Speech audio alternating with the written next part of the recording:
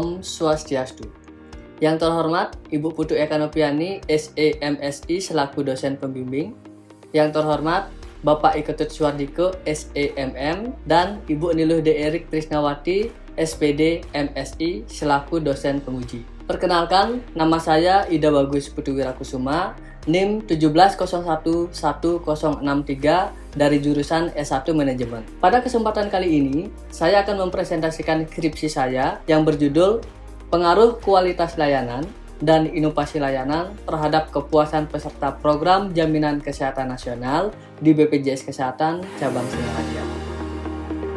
Adapun pokok bahasan pada presentasi kali ini yaitu bab 1 pendahuluan, bab 2 tinjauan teori, bab 3 metode penelitian, bab 4 gambaran umum perusahaan, bab 5 hasil penelitian dan pembahasan, dan bab 6 penutup. Baik, kita mulai dari yang pertama, bab 1 pendahuluan. Dalam pembuatan skripsi ini dilatar belakangi oleh beberapa hal. Yang pertama, BPJS Kesehatan dibentuk berdasarkan Undang-Undang Nomor 24 Tahun 2011, memiliki fokus layanan yaitu peningkatan kualitas layanan dan pengembangan kanal layanan. Target dari BPJS Kesehatan adalah tercapainya kepuasan peserta dengan target 85. Permasalahan yang dihadapi oleh BPJS Kesehatan, yang pertama adalah capaian kepuasan peserta hanya 80,8, sedangkan targetnya adalah 85. Kemudian, permasalahan yang kedua adalah penurunan kunjungan dan tren pemanfaatan mobile JKN dan Pandawa yang tidak terlalu signifikan. Sehingga, dari permasalahan tersebut, maka peneliti tertarik untuk melakukan penelitian pengaruh kualitas layanan dan inovasi layanan terhadap kepuasan peserta program JKN di BPJS Kesehatan Cabang Singaraja. Berdasarkan latar belakang tadi, maka rumusan masalah yang pertama adalah apakah kualitas layanan berpengaruh terhadap kepuasan peserta program Jaminan Kesehatan Nasional di BPJS Kesehatan Cabang Singaraja,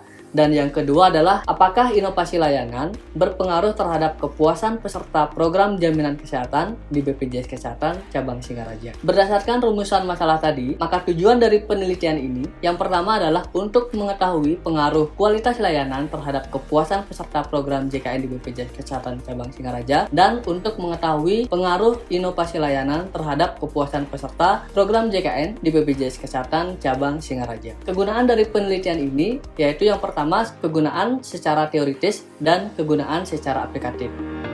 Kemudian kita lanjutkan pada bab 2 yaitu tinjauan teoritis. Yang pertama terkait dengan pelayanan publik. Di sini penulis mengambil teori dari Arif dan kawan-kawan serta Undang-Undang Nomor 25 Tahun 2009. Pelayanan publik dapat disimpulkan adalah kegiatan atau rangkaian kegiatan dalam rangka pemenuhan kebutuhan pelayanan bagi setiap warga negara atas barang maupun jasa. Kemudian terkait dengan kualitas layanan, di sini penulis menggunakan teori dari Ciptono dan teori dari Kotler, di mana kualitas layanan dapat disimpulkan adalah suatu tingkat ukuran akan keunggulan yang diharapkan atas kualitas pelayanan yang dihubungkan dengan pengharapan kualitas jasa pelanggan dengan kinerja perusahaan yang dirasakan pelanggan untuk menjadi pengendali harga. Sedangkan indikator-indikator dari kualitas layanan ini, yang pertama adalah tangible, kemudian reliable, responsiveness, assurance, dan yang terakhir adalah empati. Selanjutnya terkait dengan inovasi layanan adalah bentuk jasa layanan atau proses layanan yang didasarkan pada penerapan teknologi dan metode yang sistematis. Indikator-indikatornya, yang pertama adalah penggunaan teknologi, interaksi dengan pelanggan, dan pengembangan layanan baru. Yang terakhir adalah kepuasan pelanggan. Kepuasan pelanggan merupakan perasaan positif yang dialami oleh individu setelah menggunakan barang atau jasa. Indikator-indikator dari kepuasan pelanggan di sini, yang pertama adalah penyedia layanan yang baik, yang kedua cepat dalam menyelesaikan pekerjaan atau pengaduan, yang ketiga karyawan mampu mengetahui apa keinginan dari pelanggan, dan yang terakhir adalah pengelolaan informasi pengaduan dengan baik. Kemudian terkait dengan hubungan antar variabel, yang pertama yaitu hubungan antara kualitas layanan terhadap kepuasan peserta. Di sini berdasarkan penelitian terdahulu yang dilakukan oleh Fadilah, kemudian penelitian dari Andari, dan penelitian dari Haryani. Sedangkan hubungan antar variabel antara inovasi layanan terhadap kepuasan peserta di sini menggunakan penelitian yang dilakukan oleh Putri dan kawan-kawan serta penelitian dari Pratiwi. Berdasarkan tinjauan teori tersebut, maka dapat dibuat suatu kerangka pemikiran yaitu kualitas layanan X1 berpengaruh terhadap kepuasan peserta Y, dan inovasi layanan X2 berpengaruh terhadap kepuasan peserta Y. Kemudian berdasarkan kerangka pemikiran tersebut, maka dapat dirumuskan hipotesis yang pertama adalah semakin baik kualitas layanan, maka semakin meningkat kepuasan peserta program JKN di BPJS Kesehatan Cabang Singaraja. Yang kedua adalah semakin baik inovasi layanan, maka semakin meningkat kepuasan peserta program JKN di BPJS Kesehatan Cabang Singaraja. Kita lanjutkan pada definisi operasional. Yang pertama terkait dengan kualitas layanan, di sini menggunakan teori dari Ciptono dalam BPJS Kesehatan dengan indikatornya yaitu tangible, reliability, responsiveness, assurance, dan empati. Kemudian inovasi layanan menggunakan teori dari Delaproche yaitu penggunaan teknologi, interaksi dengan konsumen, serta pengembangan layanan baru. Dan untuk kepuasan peserta yaitu penyediaan layanan yang baik, cepat dalam melayani, mengetahui apa yang diinginkan oleh pelanggan, serta penanganan pengaduan, informasi, dan saran. Nah, dalam melakukan pengukurannya di sini menggunakan skala Likert dari 1 sampai 5. Kita lanjutkan pada bab 3 yaitu metode penelitian.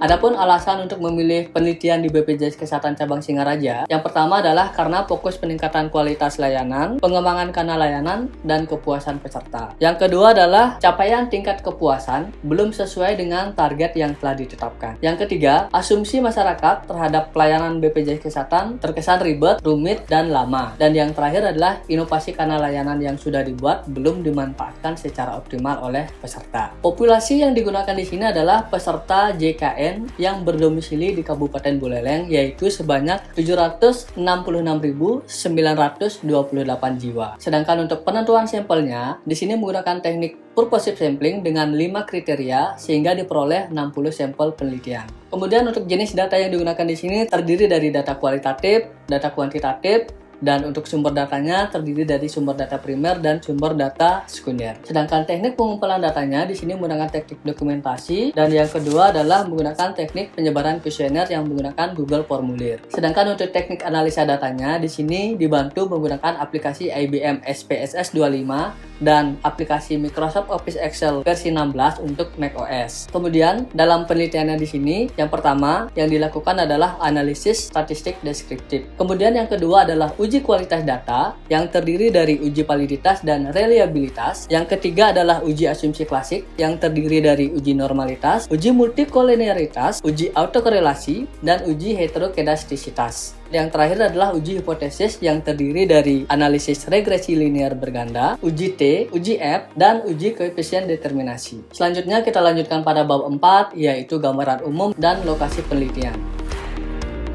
Lokasi penelitian ini yaitu di kantor BPJS Kesehatan Cabang Singaraja yang beralamat di Jalan Tleng nomor 9X, Kelurahan Kaliuntu, Buleleng, Bali. Dalam menjalankan operasionalnya, BPJS Kesehatan memiliki fungsi, wewenang, dan kewajiban. Kemudian untuk struktur organisasinya, kantor cabang dipimpin oleh kepala cabang yang terdiri dari 6 bidang dan 1 kantor kabupaten kota. BPJS Kesehatan memiliki inovasi layanan, yaitu yang pertama adalah Care Center 15400, kemudian aplikasi mobile JKN, dan pelayanan administrasi lewat WhatsApp yaitu Pandawa. Kita lanjutkan pada bab 5 hasil penelitian dan pembahasan.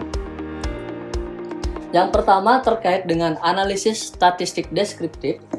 Di sini dapat kita lihat bahwa seluruh variabel memiliki standar deviasi yang lebih kecil dari nilai rata-ratanya. Hal ini dapat merepresentasikan bahwa data yang digunakan dalam penelitian ini sudah cukup baik. Kemudian kita lanjutkan pada uji kualitas data yang pertama yaitu uji validitas. Di sini dapat kita lihat bahwa seluruh data memiliki nilai sig hitung yang lebih kecil dari sig alpha yaitu 0,05. Yang artinya semua item di sini dapat dikatakan valid. Uji kualitas data yang kedua adalah uji reliabilitas. Nah, di sini dapat kita lihat nilai Cronbach alpha-nya adalah 0,896. Nilai ini lebih besar daripada 0,70 yang dapat disimpulkan bahwa datanya adalah reliable. Selanjutnya yang ketiga adalah uji asumsi klasik. Yang pertama adalah uji normalitas. Nah, di sini dapat kita lihat nilai asumsinya adalah 0,200. di mana nilainya ini lebih besar dari 0,05 sehingga dapat disimpulkan bahwa model regresi ini memenuhi syarat normalitas. Selanjutnya yang kedua adalah uji multikolinearitas. Nah, di sini dapat kita lihat bahwa nilai FIF kedua variabel lebih kecil dari 10,00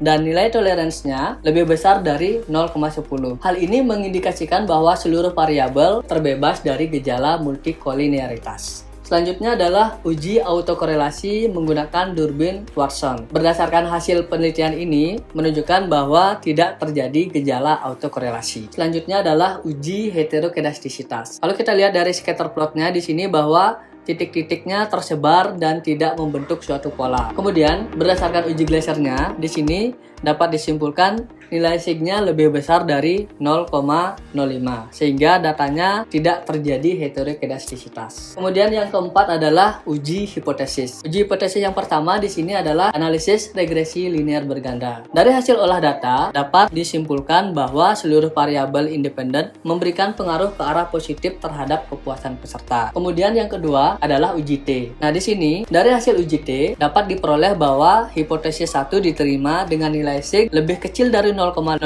kemudian T hitungnya lebih besar dari T tabel dengan nilai koefisien regresi 0,370 positif. Kemudian hipotesis kedua juga diterima dengan nilai sig lebih kecil dari 0,05, T hitung lebih besar dari T tabel dan nilai koefisiensi regresi sebesar 0,352 positif. Uji hipotesis yang ketiga adalah uji F. Nah, di sini dapat kita lihat hipotesis pertama diterima dengan nilai F hitung sebesar 92,770 lebih besar dari F tabel 3,15. Yang terakhir adalah uji koefisien determinasi. Dapat kita lihat pada R² di sini sebesar 0,765. Artinya, seluruh variabel bebas berpengaruh sebesar 76,5 terhadap kepuasan peserta. Sisanya 23,5% dipengaruhi oleh variabel lain yang tidak diteliti pada penelitian ini. Dari hasil penelitian tersebut, maka dapat dibahas yang pertama adalah kualitas layanan berpengaruh positif terhadap kepuasan peserta. Artinya, semakin baik kualitas layanan yang diberikan oleh BPJS Kesehatan Cabang Singaraja, maka akan semakin meningkat pula kepuasan peserta program JKN di kantor BPJS Kesehatan Cabang Singaraja. Yang kedua adalah inovasi layanan berpengaruh positif terhadap kepuasan peserta,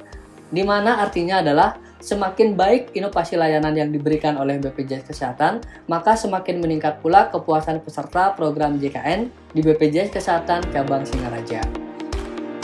Yang terakhir, bab 6 adalah penutup. Dari hasil pembahasan tadi, dapat disimpulkan bahwa kualitas layanan berpengaruh positif terhadap kepuasan peserta program JKN di kantor BPJS Kesehatan Cabang Singaraja, dan inovasi layanan berpengaruh positif terhadap kepuasan peserta program JKN di BPJS Kesehatan Cabang Singaraja. Adapun beberapa saran yang dapat diberikan dari hasil penelitian ini. Yang pertama, bagi peneliti selanjutnya adalah diharapkan peneliti selanjutnya menambahkan variabel lain yang mempengaruhi kepuasan peserta. Sedangkan saran untuk BPJS Kesehatan Cabang Singaraja sendiri, yang pertama adalah fokus peningkatan pada kemudahan menemukan kantor cabang, peningkatan kemudahan pada persyaratan, dan peningkatan kemudahan pada proses layanan. Baik, demikian presentasi pada kali ini. Mohon maaf apabila ada salah kata. Akhir kata saya ucapkan terima kasih. Saya tutup dengan para mesanti. Om Santi Santi.